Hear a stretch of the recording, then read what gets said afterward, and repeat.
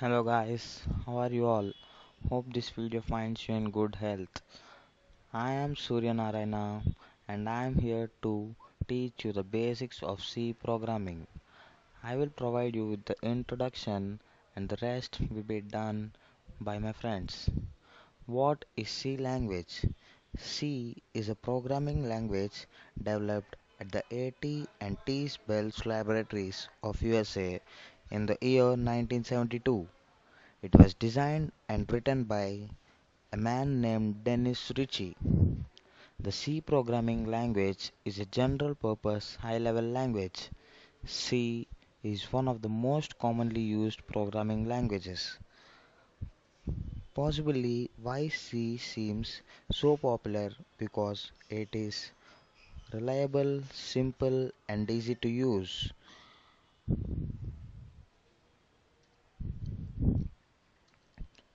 This guy is Dennis Ritchie, the founder of C programming. Okay, let's see the programming languages that were developed before the C language. B, which was developed by Ken Thompson in the year 1970. BCPL, which was developed by Martin Richard and his team in the year 1967. Algol, which was developed by an international group in the year 1960. In the late 70s, C began to replace the more familiar languages of that time. No one pushed C, thus, without any advertisement, C's reputation spread and its pool of users grew. Features of the C language. C is a widely used language. Procedural language. In a procedural language like C, step-by-step predefined instructions are carried out. C program may contain more than one function to perform a particular task. And the next, fast and efficient. Newer languages like Java, Python offer more features than C programming language, but due to the additional processing in these languages, their performance rates gets down effectively. Statically typed. C programming language is a statically typed language, meaning the type of variable is checked at the time of compilation but not at the time of run. Means each time a programmer type a program, they have to mention the type of variable used before they execute it. Rich set of built-in operators. It is a diversified language with a rich set of built-in operators which are used in writing complex or simplified C programs and many more. Okay, the first C program. I'll teach you the first C program. This program prints hello world on the screen. Okay, this is the place where I run and execute my C programs.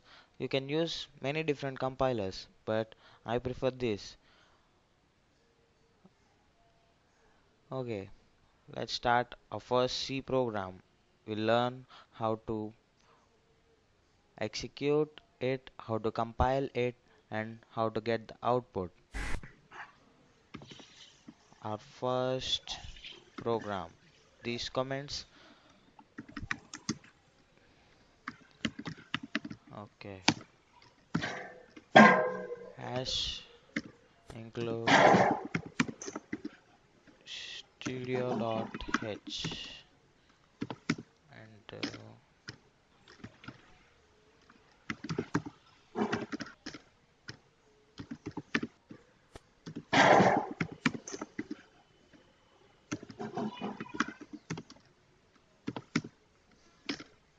int main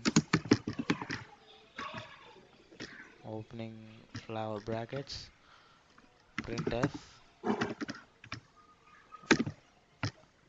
hello world hello world. You enter a semicolon at the end of the statement. and then return to 0. Now I'll go to the execute button on the top, and here compile and run Flan. You can also use shortcut. I'm giving it a name, hello world.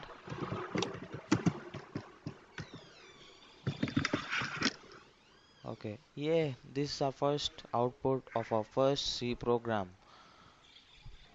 Here you can see our program, and this is the output of the program which we have compiled and run.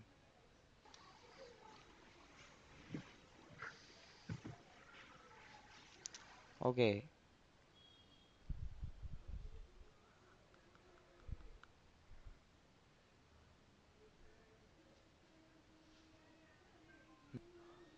okay, now let's get to know about what is printf, return to 0 in main and all.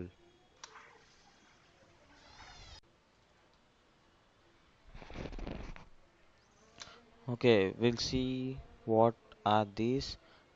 I mean, those as include studio.h in main, these flower braces, the main function and why are we using it, these flower braces,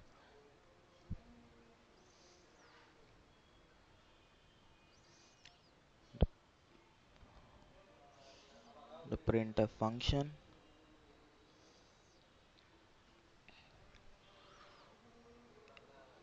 the string which we used as hello world, and the return 0. We'll get to know about it sooner.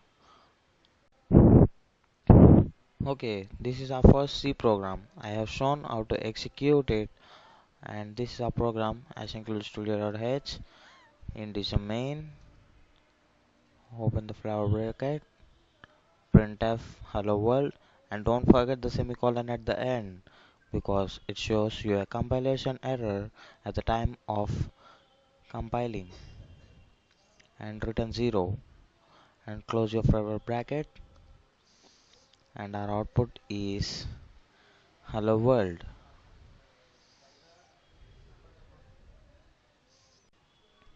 Okay, we'll see the formatted output printf here.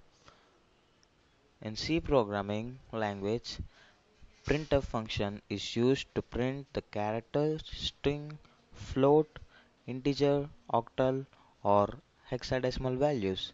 The syntax of printf is shown below. Like printf, you open the brackets and you enter the string, and then we use printf function with %d format to display the value of an integer. Similarly, %c to display the value of an character, %f for float integer, that is decimal values, and finally %s for a string. C language is case sensitive. For example, there is a lot of difference between entering this printf in small letters or in small cases than in capital letters. Scanf. In C programming language, scanf is a function used to read character, string, numeric data from keyboard, and the scanf format is given here. Data types in C. Data types specify how we enter data into our programs and what type of data we enter. C language has some predefined set of data types to handle various kinds of data that we use in our program. These data types have different storage capacities. These are defined into three types: primary, derived, and user defined. In primary, we have integer data type, character, boolean, floating point, double floating point, void, and byte character. We'll get to know about this sooner. Okay, as shown in the previous slide, we use percentile C for a character which has range of minus 128 to 127, and percentile D for an integer which also has the same range as character minus 128 to 127, and integer percentile D which where the integer values have a range from minus 32,768 to 32,767. And here long integer, you can see its range. Float, which stores all the decimal values in it, and its range is minus 3.4e to plus 3.4e.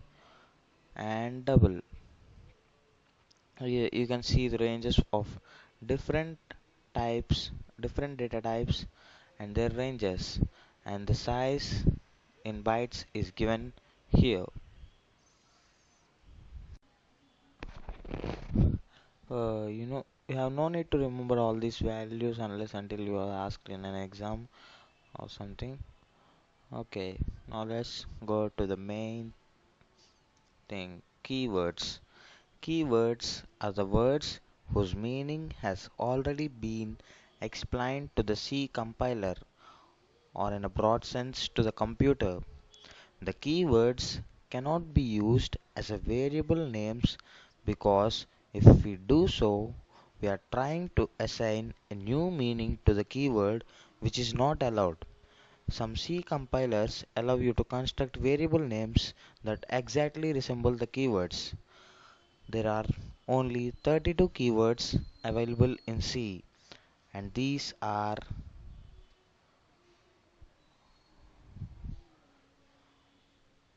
auto, double, instruct, break, else, long, switch, case, enum, register, type def, and so on. You can take a note of it if you want. And then there are some declarations. Constants and variables must be declared before they can be used. If you are not doing so, you will get an compilation error when you execute the program. Um, these are some declarations.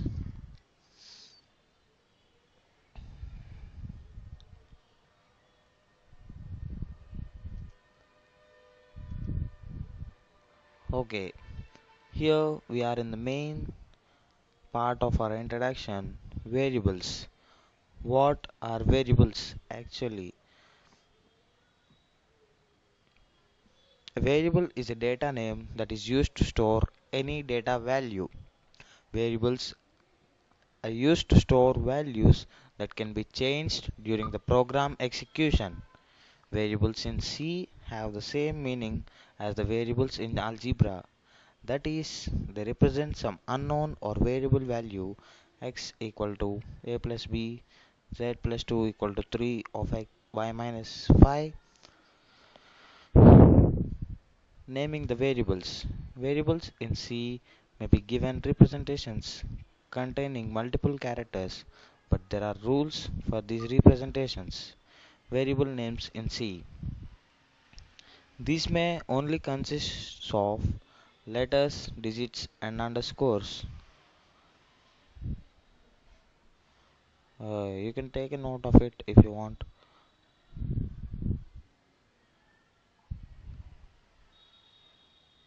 And in variables, you shouldn't begin with a number, and you shouldn't also choose a keyword as said before. There are 32 keywords reserved.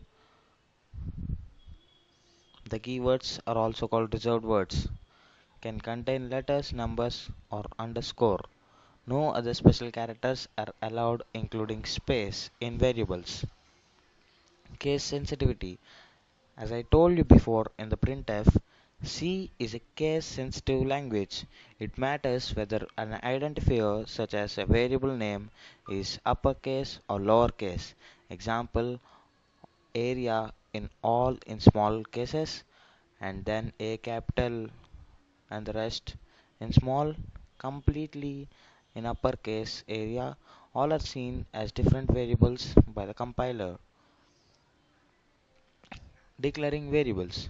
Before using a variable, you must give the compiler information about the variable.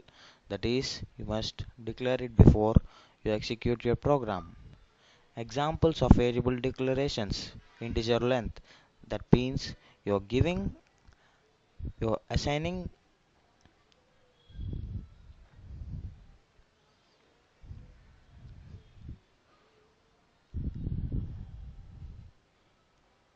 you are assigning that the length you have entered is an integer and the area which you get would be in float, that is in decimal values. Variables are not automatically initialized. For example, after declaration int sum, the value of the variable sum can be anything, that is garbage.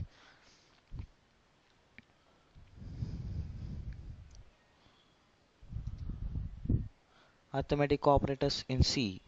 An arithmetic operator performs mathematical operations such as addition, subtraction, multiplication, division on numerical values, etc. The plus is an addition, there is no change in it, and the minus is an subtraction, no change, multiplication, division, and here is a point you should make note of. This is the remainder after division. It's also called modulo division. Increment and decrement operators in C.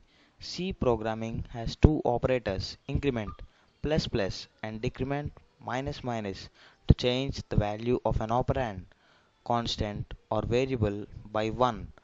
If you give a value 1 plus plus, it will show you 2 as its value increases by 1. Increment plus plus increases the value by 1, whereas the decrement decreases the value by 1. These two operators are unary operators, meaning they only operate a single operand. Here you can see some assignment operators. An assignment operator is used for assigning a value to a variable. The most common assignment operator is equals. You can see the example. Operator is this: a equals to b, same as a equals to b. Here the operator plus equal to is example a plus equal to b would mean a equal to a plus b. Similarly the same a and a modulus equal to b is a modulus b, that is the remainder of a which we get after dividing it with b. Relational operators. The relational operator checks the relationship between two operands. If the relation is true, it returns to 1. If the relation is false, it returns to the value 0. Relation operators are used in decision making and loops. For example, you will get to know about the loops in the next chapter. Here, if you want to assign equal values to both a and b, you give a here and equal to b, which means you are mentioning a equal to b. The greater than and less than are same as the arithmetic expressions, and here the not equal to is an exclamation mark with equal to at the end, and these are same as you do it in math. These are relational operators,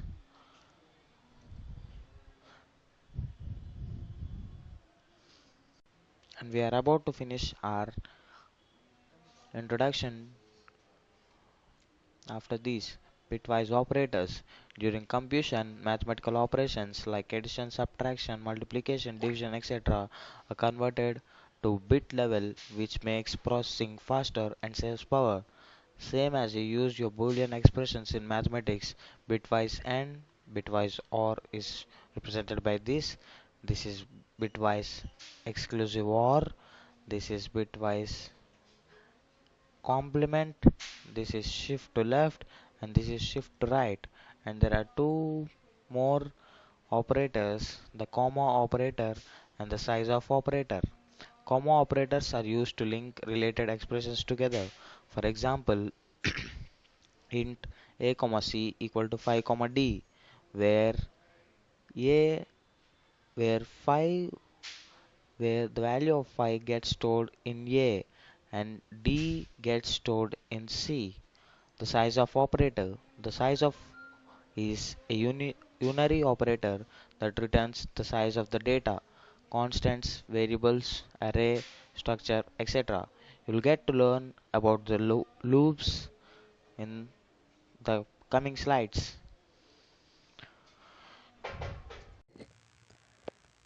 Hello everyone, I am Uday, and today I would like to discuss about loops in C programming. So let's move to the introduction. So let's see about loops. Loop statements are used to repeat the execution of statement or blocks. So we use loops actually to execute a set of statements for a particular number of times. So you take an example. Suppose we want to print our name 5 times. So we can use a loop to make our program easier. So let's see the types of loops which are available in C programming. So we have while loop, do while loop, and for loop. Let's move to the next slide. Now we'll see about basic execution of loops. So a loop statement allows us to execute a statement or a group of statements multiple times. Once the condition becomes false, the loop terminates. So here we have a condition, and if the condition is true, the conditional code is executed, and then again the condition is checked, and if the condition is true, the body of the loop is executed, and then again it moves to the condition. If it is true, again the body of the loop is executed, and still like this it repeats till the condition is false, and if the condition becomes false, the loop terminates. So we finalize that in a loop, if the condition becomes true, the body of the loop will be evaluated, that is the statements or a group of statements inside the body of the loop will be executed if the condition is true. If the condition becomes false, we just the loop breaks and we come out of the loop. We move to the next slide. We have pre-test versus post-test. In pre-testing, the condition is tested before each iteration to check if the loop should occur. This means that in the beginning of the entry of a loop, we check the condition. So if the condition is true, the block of statements inside the loop will be evaluated, and after the statements are being evaluated, we again check the condition, and if it becomes true, we just execute the statements, and after execution of statements, we again check the condition, and if the condition becomes false, we just come outside the loop. So the basic thing in pre-test is the condition is checked before each iteration. So before evaluating the body of the loop, the condition is checked before entering the body of the loop. So this is like pre-testing. We test the condition, then we go inside the body of the loop. So let's discuss about post-testing. So in post-testing, the condition is tested after each iteration to check if loop should continue. So here at least a single iteration will occur. So here the reverse of pretest occurs. So here we have the statements. First the statements are executed, then the condition gets evaluated. So after the condition gets evaluated, we again move to the statements itself, and again after evaluating the statements inside the body of the loop, we again come to the condition, and then we check if the condition is true. If the condition is true, again the statements are evaluated, and then the condition is checked, and if it is false, we just come outside the loop. So here before entering the loop, uh, after entering or before entering the loop, we don't have any condition initially. So after the statements are executed, we have a condition, then a condition is checked. So here the body of the loop is executed at least once. So let's discuss about different types of loops. So in this iterative control instructions, we have three types of loops: while, do while, and for. So we'll try to discuss about while loop.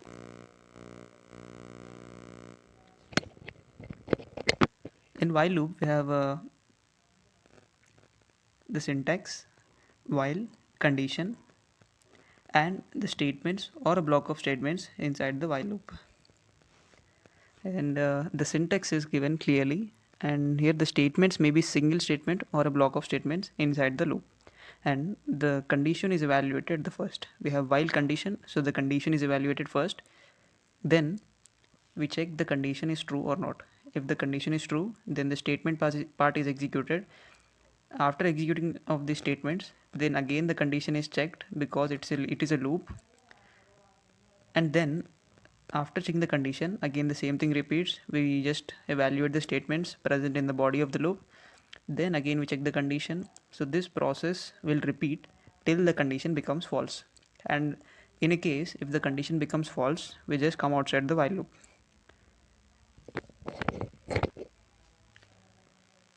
So let's see an example in while loop. So this is a program to print natural numbers from 1 to 5. So we have void main, we have an integer variable I which is initialized with 1, and we have a loop while I less than 6. So I less than 6 is the condition, and I is initially holding a value 1. So now 1 is less than 6, and so we enter the body of the loop since the condition is true. Since 1 is less than 6, we enter the body of the loop and we see a printf function, and the value of I is printed here, and we can see the value of I is 1, so 1 is printed. Then we come to the next statement, which is I plus plus. So after printf statement we have I plus plus. So I plus plus I value becomes 2 after execution of this statement. So again, since there are no statements after I plus plus, we again move to the condition and check whether the condition is true or false. So now the I value is 2, so 2 is less than 6, so again it's a true statement, so it's a non-zero value. So we enter the loop again, we see a printf function, and I value is printed here, and now I value is 2, so 2 is printed. And next statement is I plus plus. So again I plus plus, I becomes 3, and we check the condition again, 3 less than 6, it's true, and we come inside and print the value of I. So now I value is 3, and similarly we go till 5, and after I value becomes 5, we check the condition 5 less than 6, it's a true, so we print the value of I as 5. As you see, output will be from 1 to 5 numbers, and after printing the value 5, we have a statement I plus plus. So now I value is 5, so after I plus plus, I value becomes 6. So again we come to the condition I less than 6, and now I value is 6. Now 6 is not less than 6, so this is a false condition. So we just come outside the loop and the program ends, and we can see the output will be 1, 2, 3, 4 and 5. So it will be a series of natural numbers from 1 to 5. So this is a basic example of while loop, and let's move to the next type of loop, which is do while. So I already explained about pre-testing and post-testing, and in this do while loop is clearly an example of post-testing, because here initially there is no condition before entering the body of the loop, so directly the statements are evaluated before checking the condition. So the statements are evaluated first, then the condition is checked.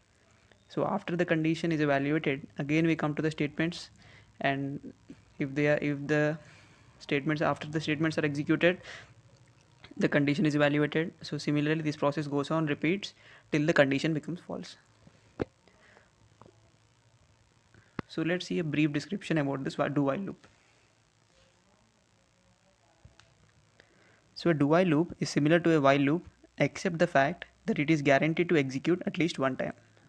I already explained that there is no initial condition in the do while loop. So directly we enter into the loop, we directly enter into the body of the loop and execute the statements. Then we check the condition. So the first statement part is executed and then the condition part is evaluated. So what does this mean? So first we have the statements inside the body of the loop. So those are executed and then the condition part is evaluated. If the condition is true, then again statement part is executed and then to the condition part. So after executing the statements for the first time, we again check the condition. If the condition becomes true, again we enter inside the body of the loop and check the statements and evaluate the statements, and after the completing of this evaluation of the statements, we again check the condition, and this process goes on till the condition becomes false. And if the condition is false, then we come out of the do while loop. So let's see a few examples about do while loop. This is the same example as we took previously. This is about printing natural numbers from 1 to 5 but using a do while loop. So we have integer variable I which is initialized with 1 and we have a do while loop. So inside the do while loop we have a printf function which is printing the value of I. Now initially there is no condition which is checked, so I value is 1, so I value 1 is printed, and then I plus plus I becomes 2. Again after I becomes 2, we have a condition at the end of the loop while I less than 6. So I is equal to 2, 2 is less than 6, this is a true.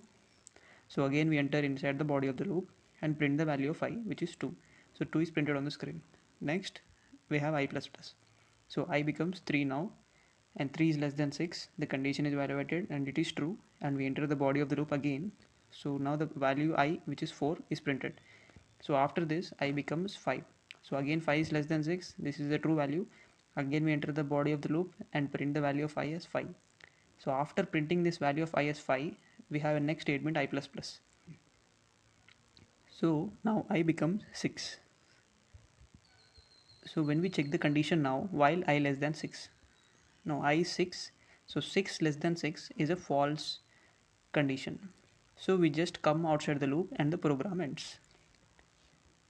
So we have the output as 1, 2, 3, 4, 5. So we just print first 5 natural numbers. Now let's see about another variation of loop, which is for loop.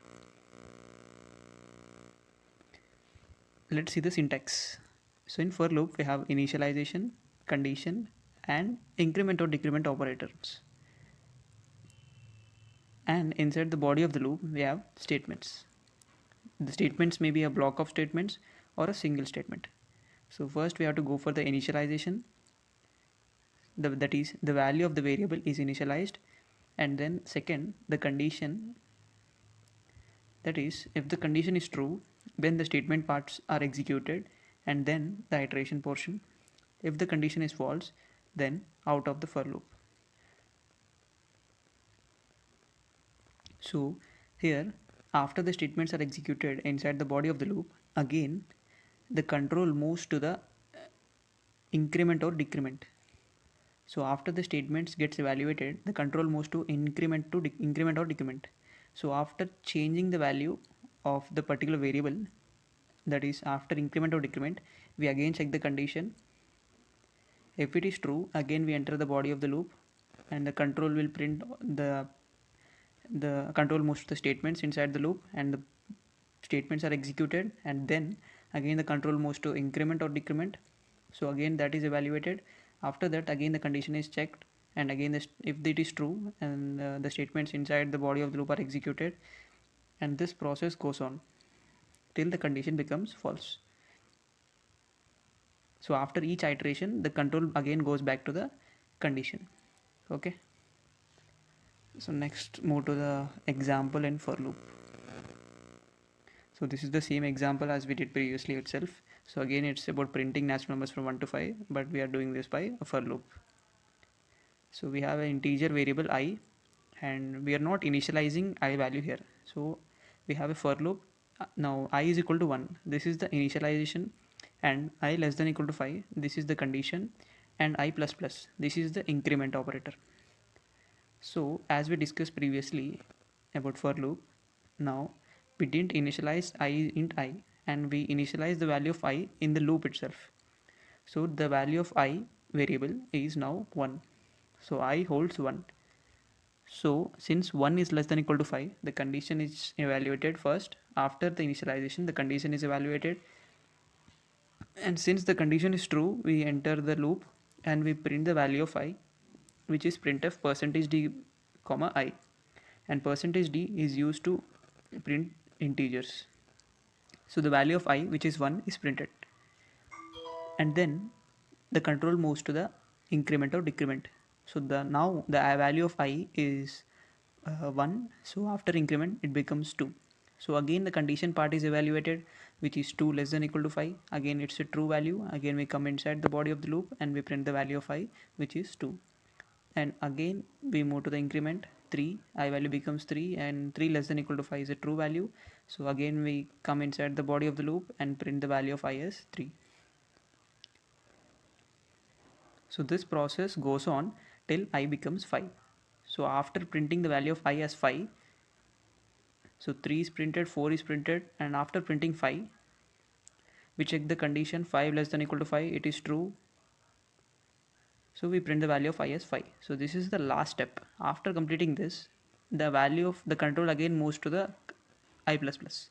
So we increase the value of I by 1 and it becomes 6. So again 6 less than equal to 5 is evaluated and the condition now becomes false, and we just come out of the loop and the program ends, and the output is 1 2 3 4 5 as per the first 5 natural numbers.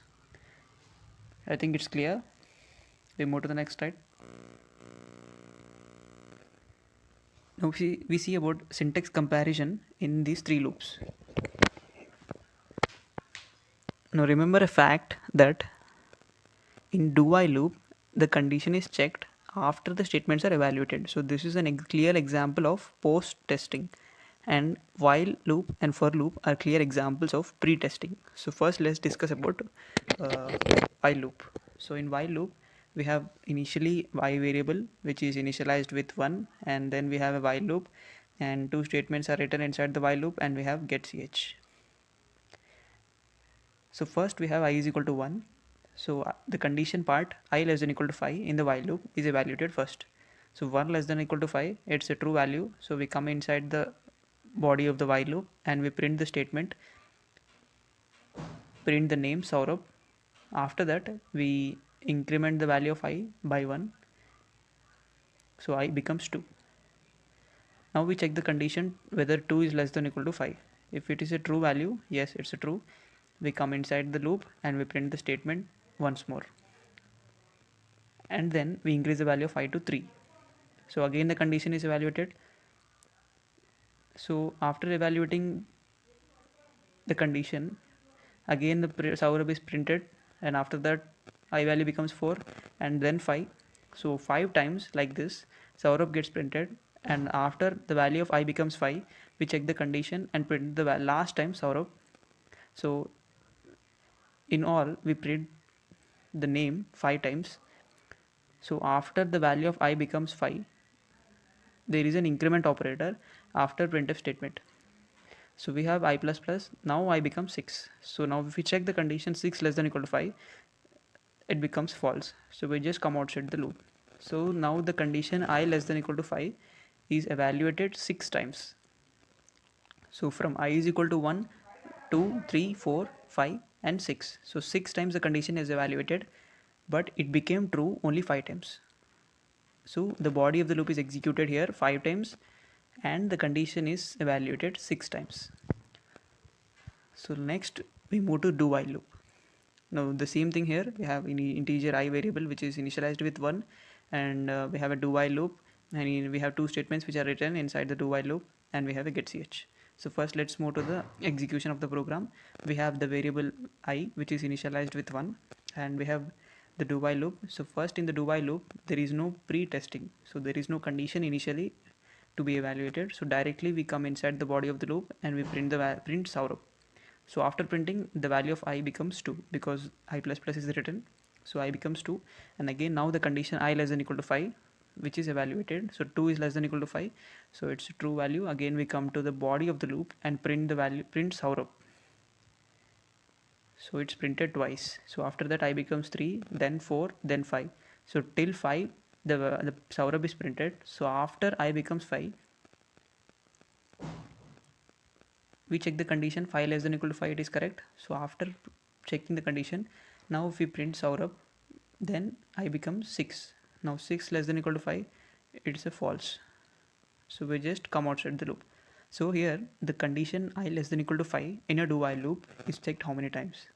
If we see from the first, for the first time when I was 1, the first time the printf was evaluated, then the I got increased by 1, and now I value becomes 2.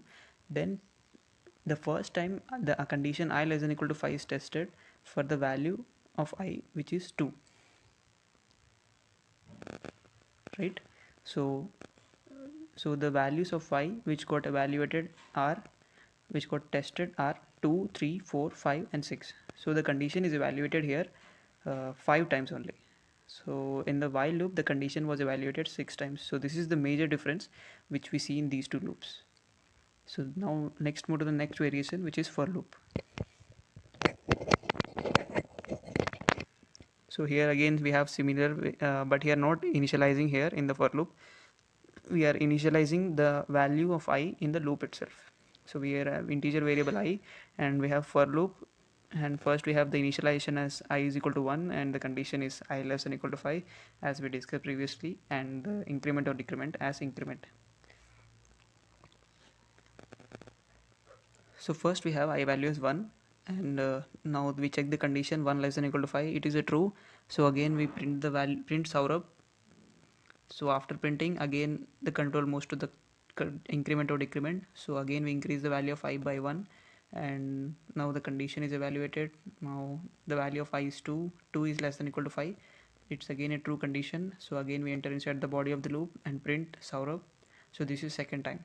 So this process repeats and the statement is printed 5 times. So after printing 5 times, we again check the, we again control moves to the I plus plus and I becomes 6.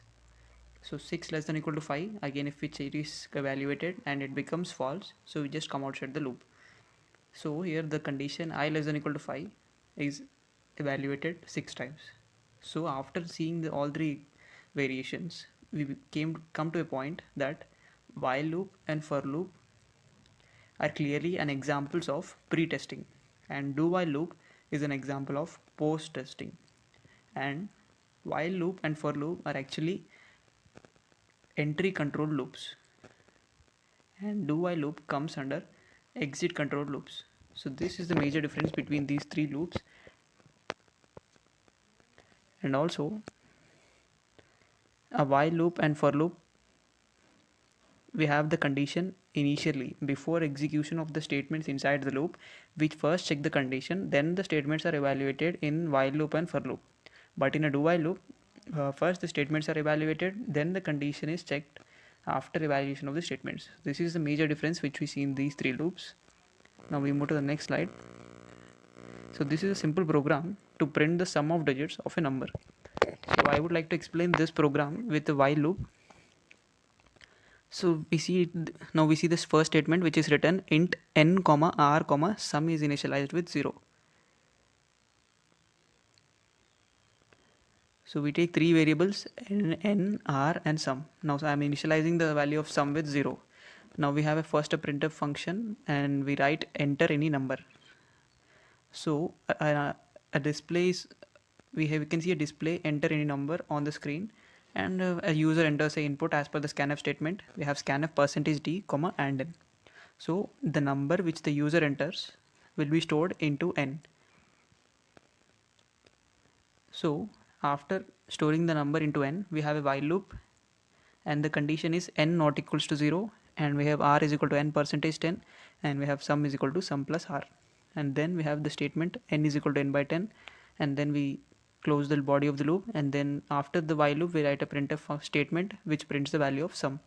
So let's discuss about taking a number. So suppose if I take it shows on the console to enter any number. So if I take the number as 56. So n value is stored as 56. So I am entering 56, let's suppose. So now the value inside n becomes 56. So now we check the condition while 56 not equals to 0. So since 56 is not equals to 0, we come inside the loop since the condition is true. Now we have r is equal to n percentage 10. So actually n percentage 10 stores the last digit of n. Now we have n as 56. So 56 percentage 10 will give me 6. So that is the last digit of 56. So that last digit is actually collected by using n percentage 10 operator. So that last digit 6 is now stored in r. So now r is 6. So now sum is equal to sum plus r. Now r value 6 and sum previously we initialized it with 0. So sum is equal to 0 plus 6. So sum is 6 now, then n becomes n by 10. So now n is 56, so it becomes 56 by 10, which that now n by 10 gives the quotient when n is divided by 10.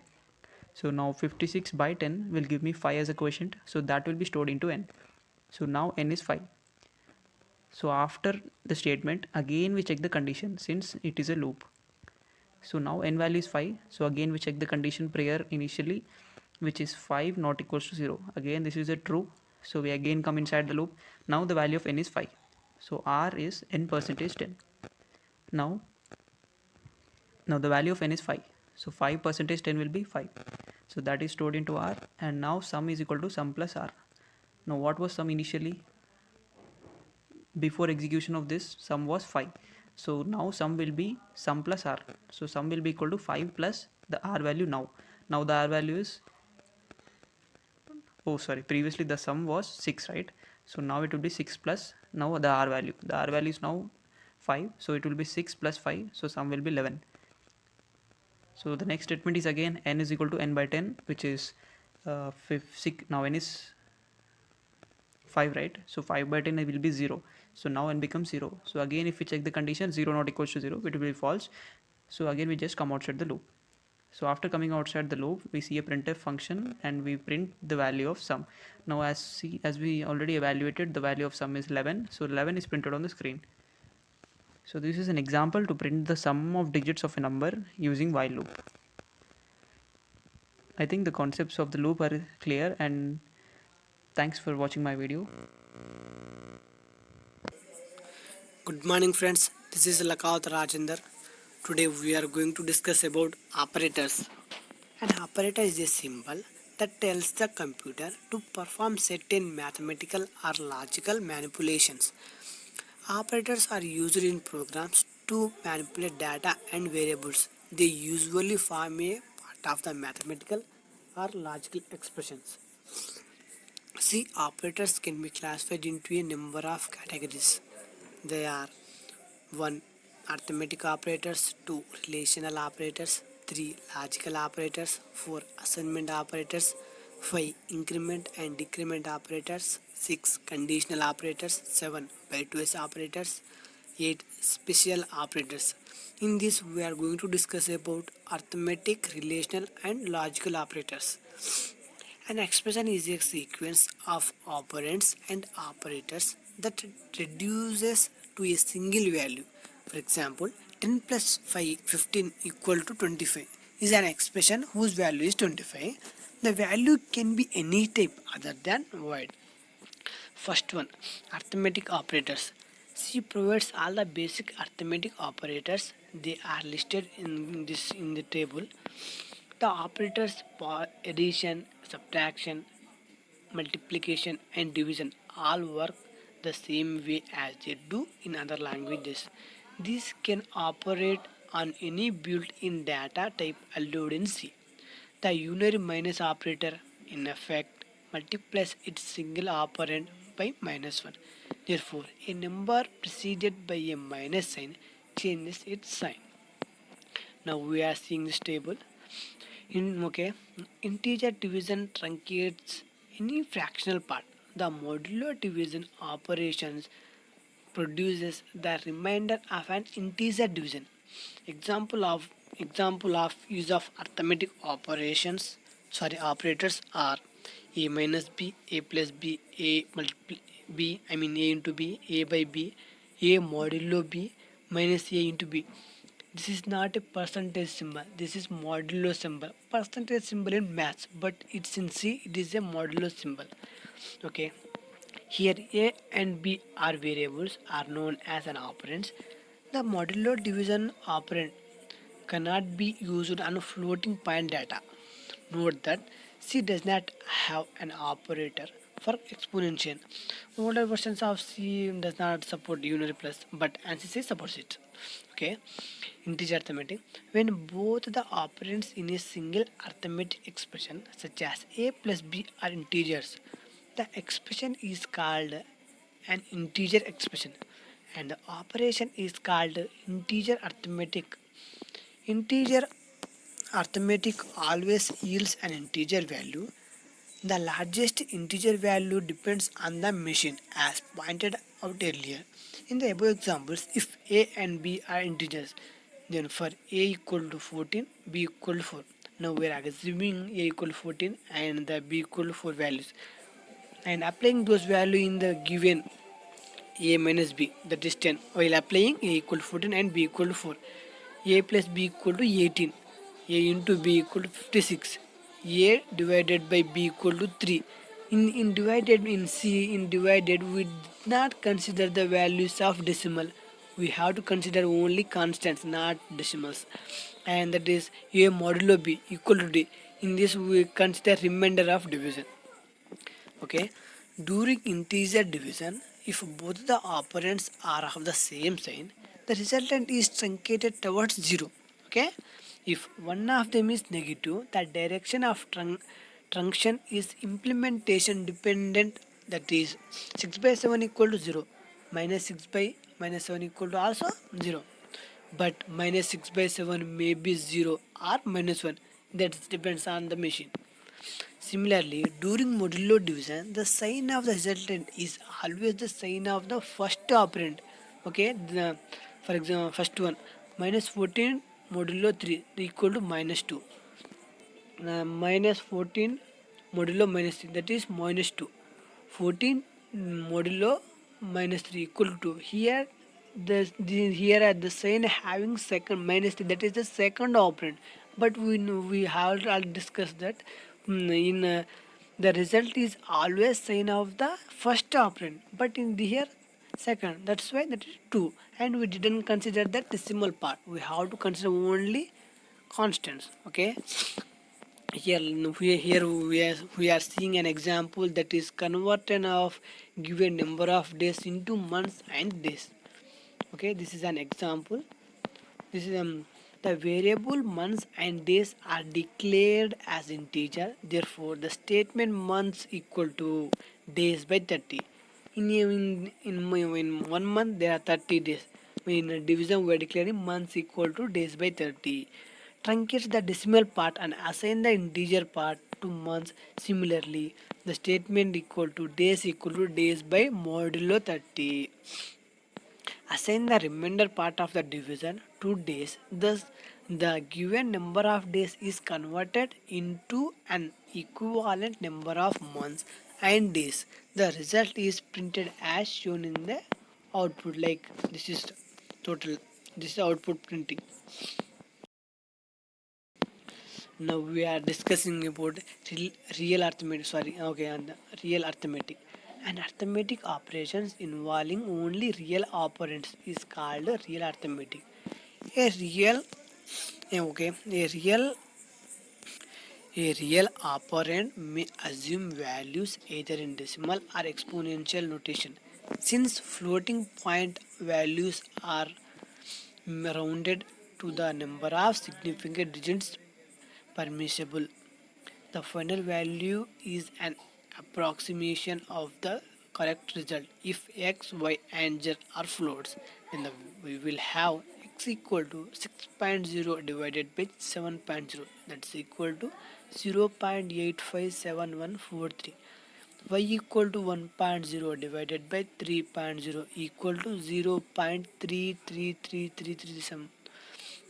z equal to minus 2.0 divided by 3.0, that is minus 0.666667. The operator modulo division cannot be used with the real operands. Okay, now discussing mixed mode arithmetic. When one of the operands is real and the other is integer, the expression is called a mixed mode arithmetic expression. If either operand is of the real type, then only the real operation is performed and the result is always a real number. Thus, 15 divided by 10.0 equal to 1.5, whereas 15 divided by 10, that is 1. More, okay, we understand, okay, you can understood something.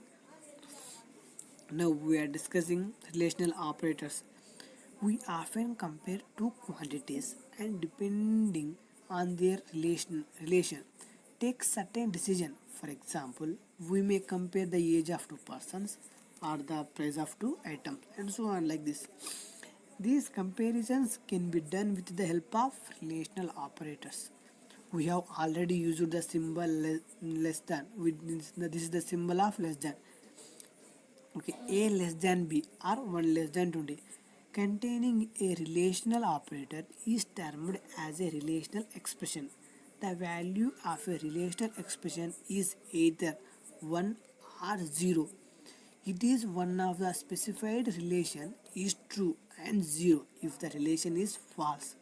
Okay, for example, 10 less than 20 is true, but 20 less than 10 is false.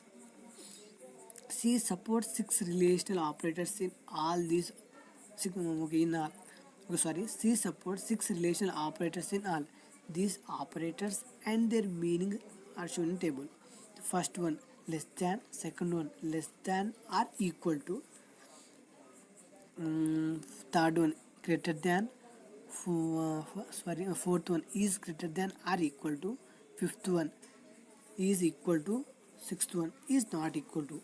A simple relational expression contains only one relational operator and it takes the following form. Okay, here AE minus 1 and AE minus 2 are arithmetic expression which may be simple constant. Variables are combinations of them. Given below are some examples of which relational expressions and their values. 4.5 less than or equal to 10. That is true. 4.5 less than minus 10, it is false. Next one, minus 35 greater than equal to 0, that is false. 10 less than 7 plus 5, that is true. A plus b equal to c plus b equal to true. Sorry, a plus b equal to c plus b, that is true. When the values of a and the values of ab is equal to the values of cd. That is false when the values of AB and CD are different. When arithmetic expressions are used on either side of relational operator, the arithmetic expression will be evaluated first and then the results compared. That is, arithmetic operators here priority over relational operators. Relational expressions are used in decision statement such as if and while to decide the course of action of running program. We have already discussed the while statement in chapter 1. Okay, here we are seeing the some relational operator complements. First, okay, among the six relational operators, each one is complement of another operand. Greater than is complement of less than equal to, less than is complement of greater than equal to is complement of not equal to. We can simplify an expression involving the not and the less than operator using the complements as shown there. Here we are showing the some expressions, actual one and simplified one. Okay, the last one we are discussing logical operators. Okay, in addition to the relational operator, C has the following three logical operators. First one and the symbol, and the second one or the R symbol, and the third one not. The logical operators and are used when we want to test more than one condition and make decision. Example: a greater than b and x equal to 10. An expression for this kind, which combines two or more relational expression, is termed as a logical expression or a compound relational expression. Like the simple relational expression, a logical expression also yields a value of 1 or 0. According to the truth table, here we are showing this table, the logical expression given above is true only if a greater than b is true and x equal to 10 is true. Okay, if either both of the same them are false, the expression is also false. Okay, now we are seeing this table. Mm, um, Operand 1 non-zero, operand 2 non-zero. A and operand 1, the we are saying value of the expression. Operand 1 and operand 2, it is 1. Operand 1 or operand 2, it is 1. 1 means true, 0 means false. Okay, non-zero, the operand 1 non-zero, operand 2 0, that is 0. Operand 1 and operand 2, that is 0, that is false. Operand 1 or operand 2, that is 1. Like these two we are seeing here. Okay, some example of the usage of logical expressions are: 1, if age greater than 55 and salary less than 1000. Second one, number less than 0 or number greater than 100. Like this we are seeing. But in the logical operators, we have to recognize, we have to mainly recognize these symbols like highest, lowest. Here we are seeing this. It is important to remember this when we use these operators in compound expression. Okay, we have to recognize, we already know, sorry we don't know this, but we have to recognize this part. Okay, thank you friends, thank you, bye. If have any mistakes, please don't laugh. Thanks for watching friends. I think it's my first experience to explain like this. Okay, thank you friends, bye.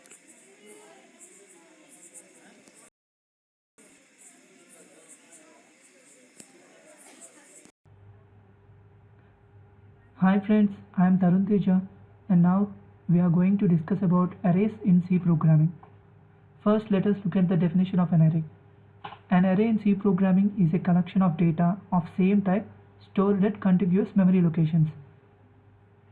What it basically means is that array is a simple collection of data which is of the same data type stored at continuous memory locations. That means they are stored in the memory in side by side, that is very close to each other. Okay, now let us see an example. Here we can see 2, 6, 9, 3, 8 present in an array. It is an array which contains data of same type, that is integers. Here size of array is 5 as there are 5 integers, and 2, 6, 9, 3 and 8 are called elements of this array. Now let us see about index or subscript. The position of an element of an array is called its index or subscript. We can see the array. See, the first element of the array has an index 0. Remember that it will not start with the number 1. It starts with the number 0. Okay, then the next element has the index 1, and the next element has the index 2, and the next element has the index 3, and so on. In an array of size n, the last element has the index n minus 1. Okay, now let us see the previous example. Here in this example we have 2, 6, 9, 3, 8, and now 2 has an index 0, 6 has an index 1, 9 has an index 2, 3 has an index 3, 8 has an index 4. Now let us see about declaration of arrays.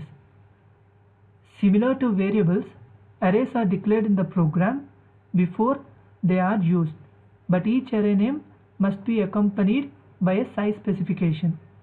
That is, the size means the number of elements. We can see the general syntax. It is data type, array name and size enclosed in square brackets and then a semicolon. Here we can see the examples like int x and 15 enclosed in square brackets. Here the x is the array name and int is the data type and 15 is the size of that array. And then similarly char text enclosed and 10 enclosed in the square brackets, float num 20. Now initialization of arrays. We can generally initialize arrays while writing the program or at the time of execution. First, here let us see about how we can initialize arrays while we write the program. It has a general syntax of data type, array name and size enclosed in square brackets is equal to list of values enclosed in curly brackets ending with a semicolon. Now let us see the example. Int marks 6 enclosed in square brackets is equal to 89, 67, 79, 92, 70, 85 enclosed in curly brackets and we end it with a semicolon. Similarly, char name 5 is equal to KIRAN. Here each alphabet is referred to as a character, so they should be written within the single quote. Here the size can be omitted because the compiler automatically allots enough space for the entered data. That is, we can write int marks and we can leave the space in the square brackets and we can continue with initialization. Here it's our choice to write anything in this place of size since we are directly initializing the arrays here. Here it is our choice to write the size in the square brackets as we are already directly initializing the array here, and similarly char name is equal to KIRAN in curly brackets. These statements are also valid. Here you can notice the difference that there is no 6 here but we wrote 6 here. Here we can omit the numbers in this place as the compiler automatically allots enough space for the entered data. So these two statements are also valid and they are the same as these two statements. Now till the array elements are not given any specific values, they are supposed to contain garbage values. That means if we just declare int marks 5 instead of initializing the array right now, then initially they contain garbage value. A garbage value is something which is an irrelevant number. An array contains garbage value until we assign a particular number in the array. Then we see the size of an array should always be greater than or equal to the list of arrays. Here in this example we declare the size as 5 but in the list of elements we give 6 elements. This will definitely show an error. If the elements given are less than the specified size, then the remaining elements are assigned zeros automatically. That is, here we can see int mark 6, that means here we gave a size of 6 but the number of elements we gave is 4. So the compiler will automatically take the other two values as zeros. So these two statements are same. Entering data into an array. Now here is a code below which enters the data into the array num. Okay, now let us see. This is just a code which is used to enter the elements in the array during the time of execution of the program. Here we see the printf enter the number, so it first prints enter the number, then scanf %d and num I. So when we enter the number, it goes and stores in the array at the index I. First let us see. It starts from I is equal to 0, I less than 50, I plus plus. So at first I is equal to 0. First we are entering the loop, printf enter the number. Then during the execution it prints enter the number. Then scanf. So first we have to enter a number. The number we entered stores at the index I of the array num, and then it comes here and goes again back to the loop. Now I plus plus, so I is equal to 1.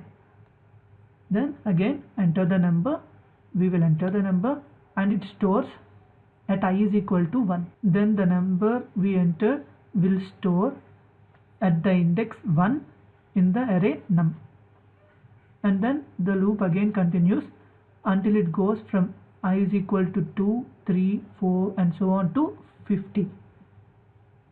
At 50 I is less than 50, 50 is less than 50 is false, so we come out of the loop. So using this code we can enter 50 elements into the array num. Now let us see reading data from an array. The section of code below reads and displays the data stored in the array num by the code in the previous slide. Okay, now here printf the numbers are. First it will print the numbers are. Now we can see the for loop here. For I is equal to 0 and I less than 50.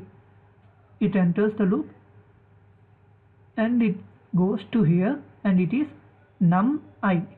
That means here num 0. Here, so the value at num 0, that is the first element in the array num, will be printed. Then it goes out of the loop to here and now I plus plus. So I will become 1 and we will I 1 is less than 50. So again we enter the loop and printf num I. So here the number present at the index 1 in the array num will be printed. And similarly again we go to the for loop, again I plus plus, so I will become 2 and we will, and 2 is less than 50, so it will again enter the loop and print the number at num 2, that is it prints the number at index 2 of the array num. Similarly it prints all the 50 elements present in the array num that we have previously entered. Now let us see how to access array elements. Array elements can be accessed by specifying the array name and the index of required element. Here the general syntax is array name and index of required element in square brackets. Here we can consider this array. Here marks 0 is 89. Since here we can clearly see that 89 has the index 0. Here what we did was marks 0. That means the name of the array and the index of a required element, that is 0. And this statement will be equal to 89. Now here let us consider this array. Here marks 0 is equal to 89. Marks 2 is equal to 79. And marks 3 is equal to 92. Marks 4 is equal to 70. Marks 5 is equal to 85. Here 0, 1, 2, 3, 4, 5 are the index of the respective elements. Here 67 has the index 1, 92 has the index 3. Here marks 0 is equal to 89, marks 1 is equal to 67, marks 2 is equal to 79, marks 3 is equal to 92, marks 4 is equal to 70, marks 5 is equal to 85. So we can access these respective elements by using this particular statement, that is the array name and the index of that element. Okay, now let us see an example. Let us write a program to find the average marks obtained by a class of 20 students in a test. Okay, here we can see that I declare the variables I, sum and average, and then I declared the array int marks 10. Here the name of the array is marks and it has a size of 10. Then what here in this for loop I am using it to enter the elements into the array marks. Here the for loop starts from I is equal to 0 and I is less than or equal to 9, I plus plus. Scanf %t comma and marks I. First when I is equal to 0 and 0 is less than or equal to 9, and we enter the loop. Then the value we enter will be stored in the location marks 0, that is the first place in the array marks. Then we come out of the loop I plus plus, so the I value will become 1 and 1 is less than or equal to 9, and again we enter the for loop, and again now the value we entered will store in the place marks 1. Previously it was marks 0, now it was stored in marks 1. That is, the index of the number we entered will be 1 in the array marks. And then again we go here I plus plus, then the I value will become 2. 2 is less than or equal to 9. Again we enter the loop. Again we will input the number and it will be stored in the location marks 2. And similarly the loop repeats 10 times and we will fill our array. Now here this for loop we use to find the sum of the elements we entered in the array marks. First, when I is equal to 0, I less than or equal to 9, that is 0 less than or equal to 9, the condition is true. So now we will enter the for loop. Sum is equal to sum plus marks 0. Initially the sum is 0, so sum is equal to 0 plus marks 0. Then again we go here, then I plus plus, so I value will become 1. 1 is less than or equal to 9, the condition is true. So here again we enter the loop, sum is equal to sum plus marks 1. Previously we got sum is equal to marks 0, so here the total sum is marks 0 plus marks 1. And again we go here I plus plus, so the I value will become 2. 2 is less than or equal to 9, the condition is true. Again we enter the loop, sum is equal to sum plus marks 2. Previously we got sum is equal to marks 0 plus marks 1. Now we add marks 2 to that. Basically what will happen is all the elements present in the array marks will be added by using this for loop and this statement, and then finally we will get the total sum of the elements present in the array marks. Then what we do is we find the average. Average is equal to sum divided by total number of elements. Here the total number of elements is 10, so I wrote sum divided by 10. Here I wrote float. That means initially sum is an integer variable but average is a float variable. So in order to get the correct answer, we have to convert the integer variable to float. This is known as type conversion. We are converting the sum divided by 10 value into floating point number, and then we are assigning it to the variable average, and then we are printing the value average marks what we got from this formula. Now let us see the output. Here we can see in the previous example I entered the marks of 10 students like this: 89, 67, 94, 68, 51, 40, 57, 81, 75 and 90. And after that we press enter, then we will get the final answer, that is average marks is equal to 71.2. Now let us discuss about array elements in memory. That means we are going to discuss about what happens in the memory when we declare an array. Okay, now consider the following array declaration: float GPA 8. That is, the name of the array is GPA and the size of the array is 8 with data type float.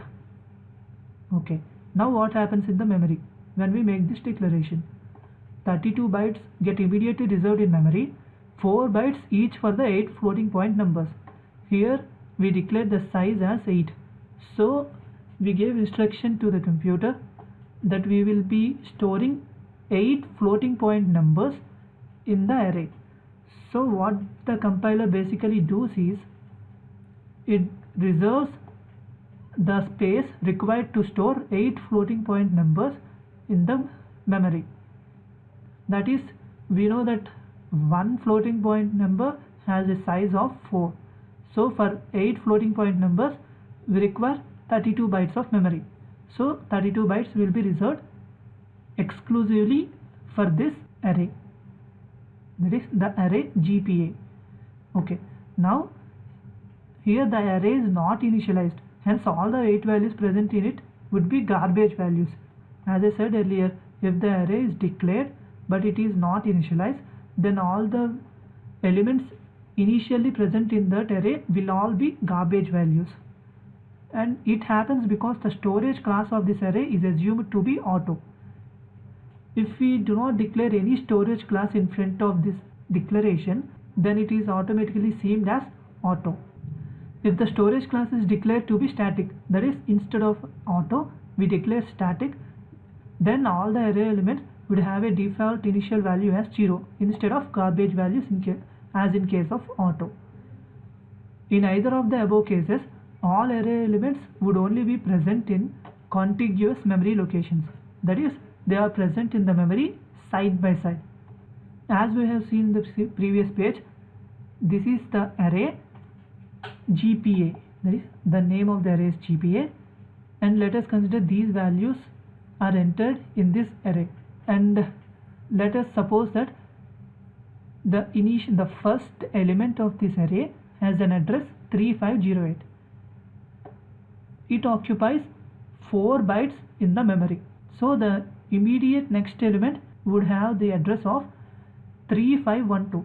As we can see here, the difference between these two address values is 4, that is, 4 bytes is reserved for one number in this array. Similarly, as you can see, 3508, 3512, 3516, 3520, so on, all of them are equally spaced, that is, each one of the address has an addition of 4 bytes to it.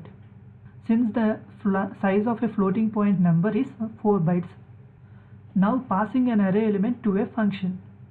Array elements can be passed to a function either by calling the function by value or using call by reference.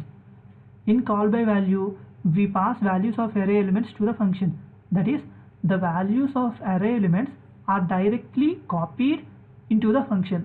But in case of call by reference, we pass addresses of array elements to the function. In this case, we don't copy the elements directly from the array to the function, but here we pass the addresses of the array elements to the function. So in case of call by value, what basically happens is, if you make changes to the elements we pass it to the function inside of the function, then those changes will not be reflected in the calling program. But in case of call by reference, the changes we make in the function will be reflected in the calling function. Now let us see an example of passing an array to a function. Let us consider the following program which passes the array marks to the function print. Okay, here we are declaring the array marks, and here we are directly initializing it. Now we are entering the for loop for I is equal to 0, I less than 5, I plus plus, and then here I is equal to 0 and 0 less than 5, so the condition is satisfied. Just ignore this box. And now let us see, print marks I. So here print marks 0. Marks 0 means the element present at the index 0 of the array marks. So here the element having an index 0 is 45. So here the 45 will be sent to the function print. So we can see the 45 will come from here to here. Here print int n.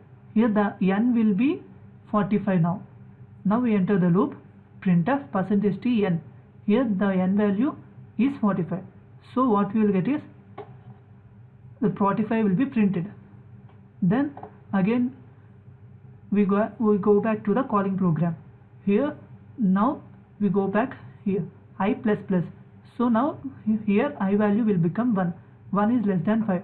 The condition is true, and now we enter the loop. Again marks 1 is 67. So 67 will be sent to the function print, that is 67 will be coming here. So now n will be 67. Now we enter the function printf %d(n). Now n will be 67. So 67 will be printed. As you can see here, 67 is printed. And now again we go back to the calling program. Now I plus plus, so I value will become 2. Again we enter the loop, marks 2 will be will be collected, that is 87, and it is sent to the function print. And now from here 87 will be printed. Similarly, again it goes to calling function and it prints the remaining two values, that is 50 and 88. So this is how the output will be for this program. With that, we will end our discussion about arrays in C programming. These are just basics of arrays in C programming. If you are interested, you can check more books. So with this, we have come to the end of the topic, basics of array. Thank you. Hi friends, I am Tarun Teja, and now we are going to discuss about pointers in C programming. Let us see the introduction. A pointer is a variable which stores the address or memory location of another variable. Here the point we have to note is a pointer is also a variable which stores the address of another variable. Like any other variable, we define pointer in a program before using it to store the address of a variable. Since pointer is also a variable, its value is also stored in a memory location. Now let us consider the statement int num is equal to 30. This statement instructs the compiler to allocate a location for the integer variable num and put the value 30 in that location.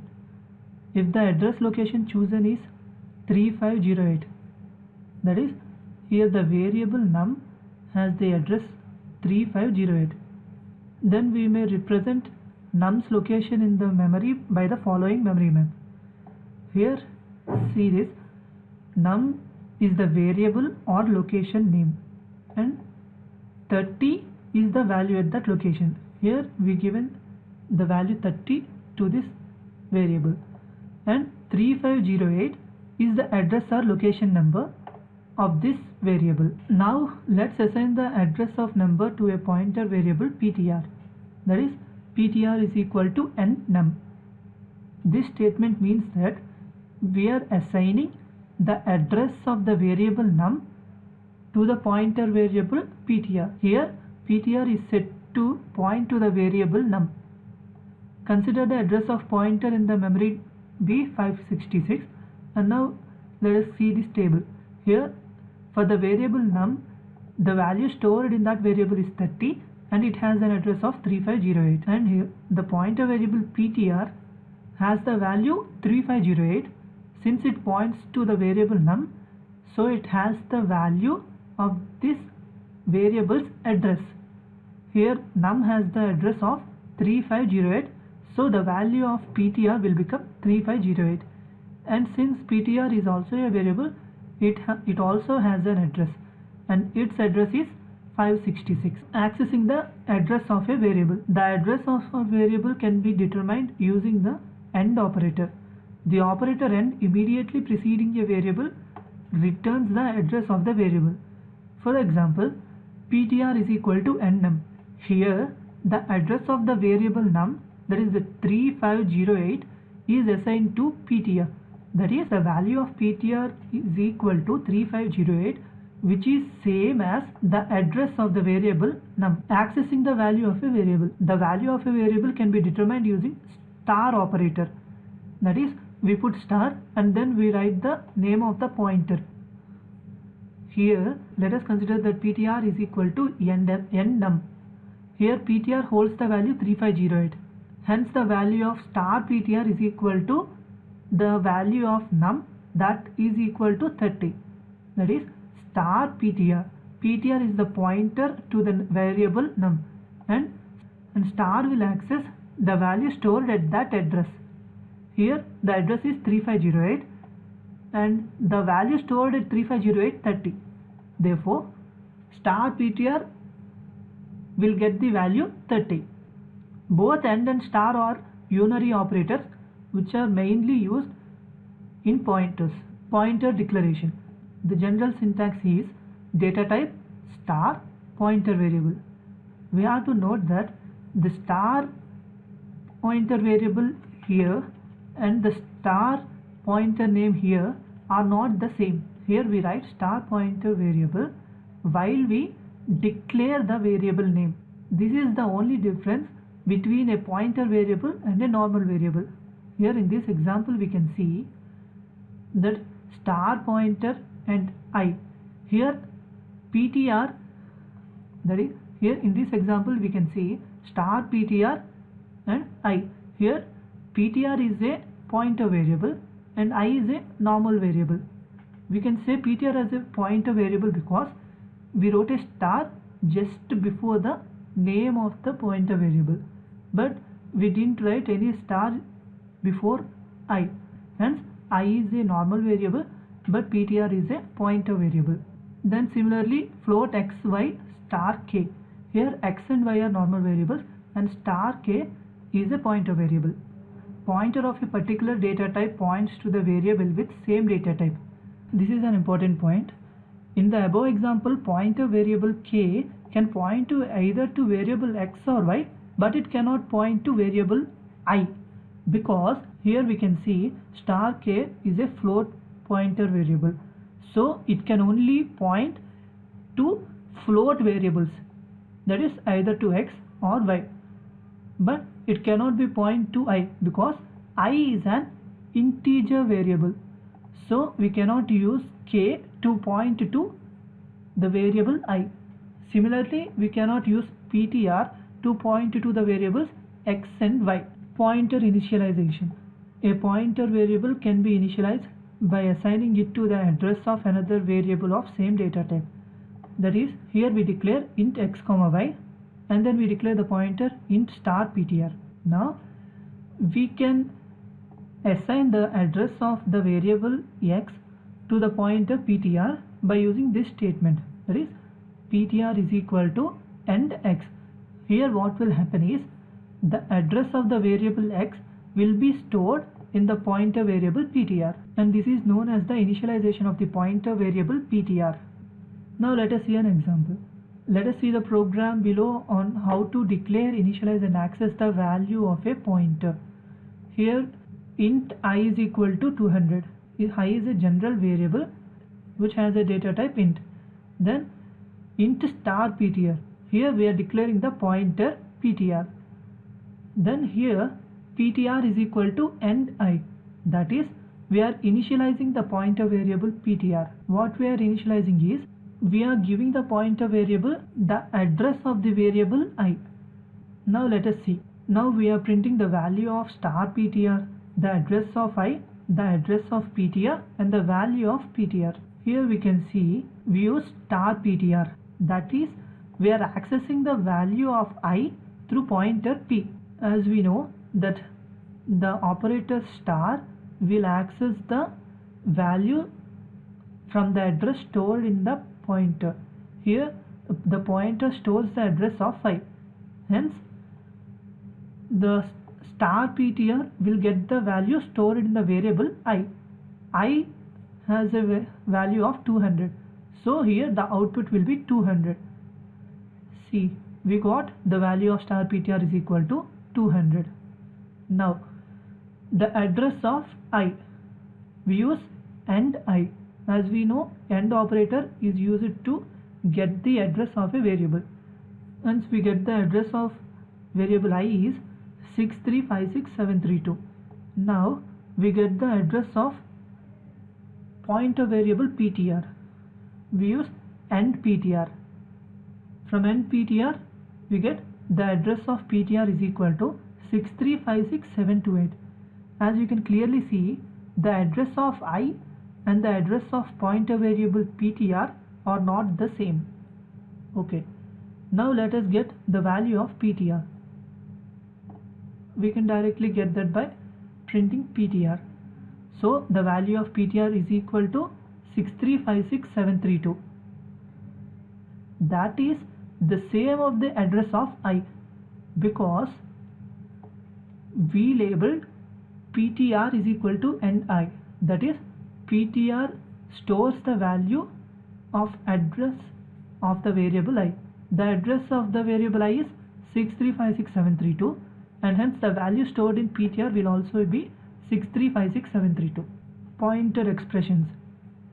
If PTR1 and PTR2 are two pointers, then the following statements are valid. Sum is equal to star PTR1 plus star PTR2. Product is equal to star PTR1 into star PTR2. then star ptr1 is equal to star ptr1 plus 2, then x is equal to star ptr1 divided by star ptr2 plus 9. These four statements are known as pointer expressions, and these four statements are valid in C programming. And now we will see what are not allowed in C programming. Adding two pointers.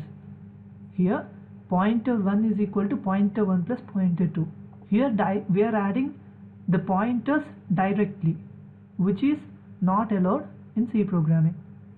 As we can see here, we are not directly adding the pointers in this expression. Here we are getting the values from the place where this pointer is pointing. That is, since we are using the unary operator star, we are getting the value from the place where the pointer 1 is pointing to, and similarly star pointer 2 will get the value stored at the place where this pointer is pointing. So here we are adding the values but not the pointers directly, hence it is valid. But here ptr1 is equal to ptr1 plus ptr2, that is, we are adding the pointers directly, which is not valid. And then multiply or divide a pointer in an expression, that is, ptr1 is equal to ptr2 divided by 5, or ptr1 is equal to ptr1 minus ptr2 into 100. These type of statements are not allowed, because we cannot divide or multiply any value to a pointer directly. Okay, now if ptr1 is a floating type pointer, then ptr1 plus plus, that is, we are using the increment operator. The ptr1 plus plus is same as ptr1 is equal to ptr1 plus 1. This will increment the value of ptr1 by 4, where 4 bytes is the size of a float variable. Here by using this ptr1 plus plus, we are incrementing the value of ptr by 1. As we know, ptr is a pointer, hence it stores the address of a variable. Since it's a float type pointer, it will point to the variable of a floating point number. So a floating point number has a size of 4 bytes. Hence, if we add 1 to this pointer variable, then the value should be incremented by 4 bytes.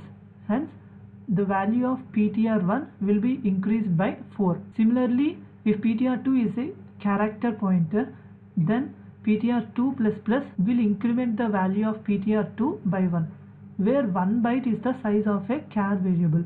Now let us see the example. Here we are declaring the array ARR as 1, 2, 3, 4, 5. Now we define the pointer star ptr. Now we are assigning the values to the pointer ptr. That is, ptr is equal to end ARR. That is, here the value stored in this pointer variable ptr will be equal to the value of ARR0. That is, the value of this number, the value stored in this pointer variable ptr will be equal to the address of ARR0. That is, the address of 1 will be stored in this pointer variable ptr. Here the value of star ptr after ptr is equal to end ARR is %d with the address %u/n. Remember that whenever we print the address, we use %u instead of %d. Okay, here we will get the value of star ptr, that is, we are getting the value stored at the address where the pointer ptr is pointing to.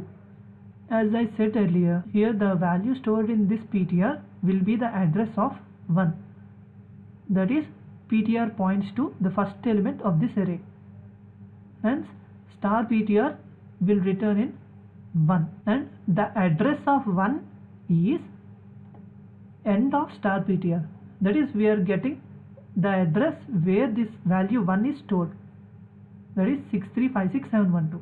Okay, now what we are doing is star ptr plus plus, that is, we are adding the value 1 to this pointer. Now what will happen is ARR0 plus 1. Initially ARR0 is 1, but now we are adding 1 to ARR0. That means the pointer will move to the immediate next value present in that array. Now the output will be star ptr, that is equal to 2, and now it has an address of 6356712, which is the address of the value 2.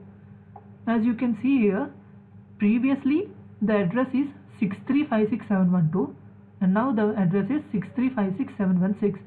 The difference in these two addresses is 4.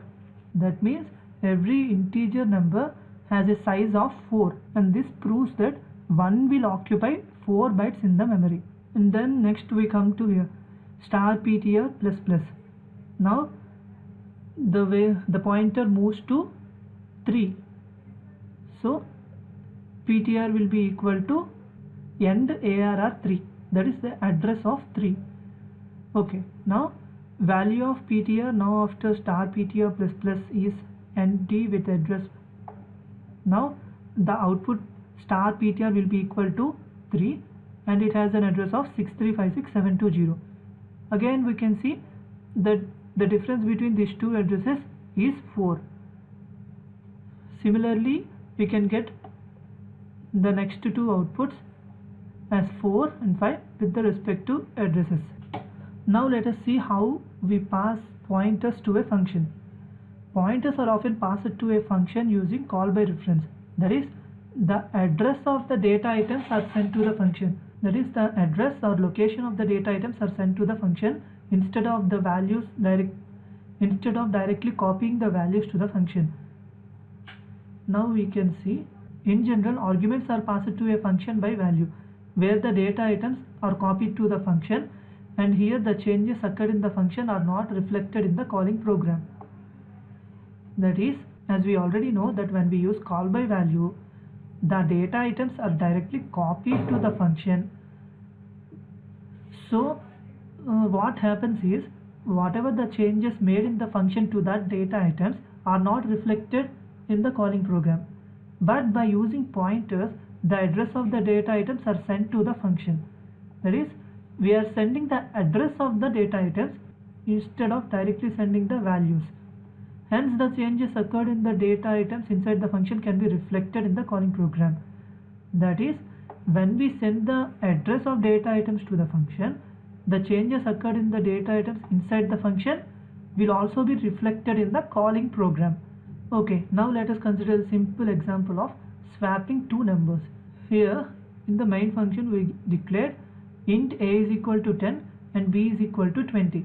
Then we are sending the value of end a and end b, that is, the addresses of the variables a and b are sent to the function swap. See, in general we may think of sending swap a comma b, but it is different. We are sending end a comma end b. That means we are sending addresses to the function swap. Now we will go to the function swap. Here int star x and int star y are the arguments which will receive the addresses of end a and end b. That is, star x receive the values of end a and star y receive the value of end b. As you can already see, these are pointer variables. And now we are declaring a temporary variable in helping us to swap the values present at that addresses. And this is the logic for swapping two values. And now what happens is, the value stored at the address of a will be swapped with the value stored at the address of b. That is, 10 will be swapped with 20. Let's see how that happens. Here temp is equal to star x. Star x means here the value of x is address of a. We are getting the value star address of a. That means here the value of a is 10. So we are making temporary. So we are giving the value of 10 to this temp variable. Then star x is equal to star y. That is, the value at the address of a is replaced by the value present at the address of b. That is, the value at the address of a, that is 10, will be replaced by the value of the address at B. That is, A's value will be replaced by 20. Now we get A is equal to 20. Then we can see star y, that is the value stored at the address of B, that is 20. The 20 will be replaced by the number stored in the temp variable. As we can previously see, temp stores the value of 10. So here star y will store the value of 20. So here star y will store the value of 10. That is, B's value will become 10. So now when we come out of this function and go to the calling program, we will print the values of A and B. Here A is, as we previously saw, we already swapped the values of A and B. Now we get the values of A is equal to 20 and B is equal to 10. So the final output will be A is equal to 20 and B is equal to 10. With that, we finish our introduction to pointers in C programming. Thank you.